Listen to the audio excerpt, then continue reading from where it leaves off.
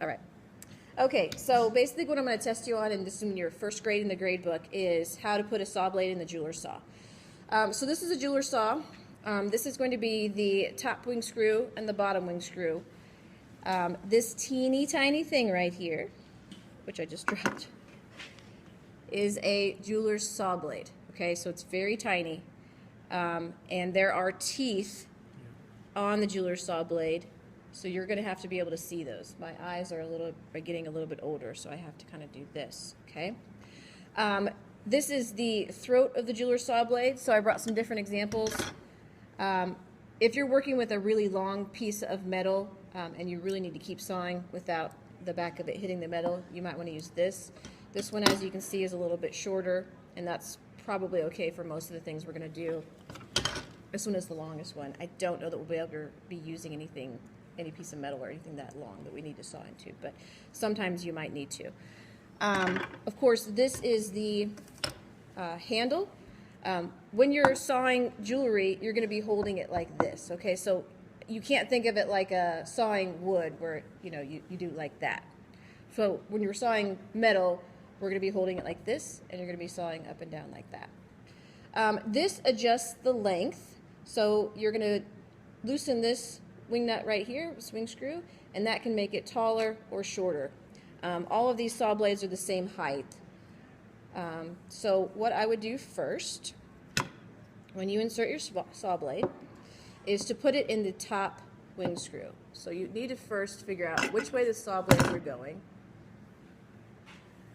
because the teeth of the saw blades need to go out and down. So think of it like an overbite, okay? So they need to go out and down.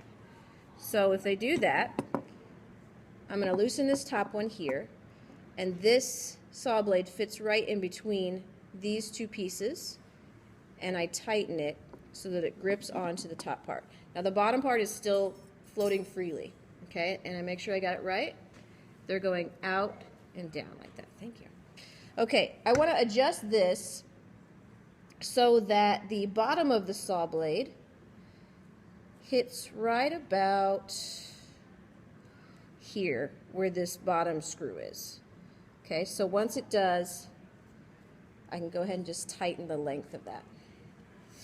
Now the last part is getting this bottom part of the saw blade in here, but this is the part that you have to get correct, because if you don't, you're going to end up breaking a lot of saw blades. Okay, so I've got to loosen this screw right here, and then I'm going to go ahead and place the saw blade in between those two pieces of metal, and it seems like it's not long enough.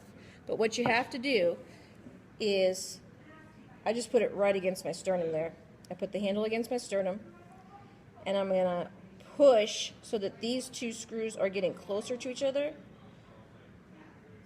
And then while I'm doing that, I tighten the bottom screw, because it has to be tight, and then when you tighten them both down, it should be making that sound. If it doesn't, it's not tight enough, okay? So that's pretty good. I could probably make it tighter though. Okay, that's good. All right, so my teeth are correct. These are secured.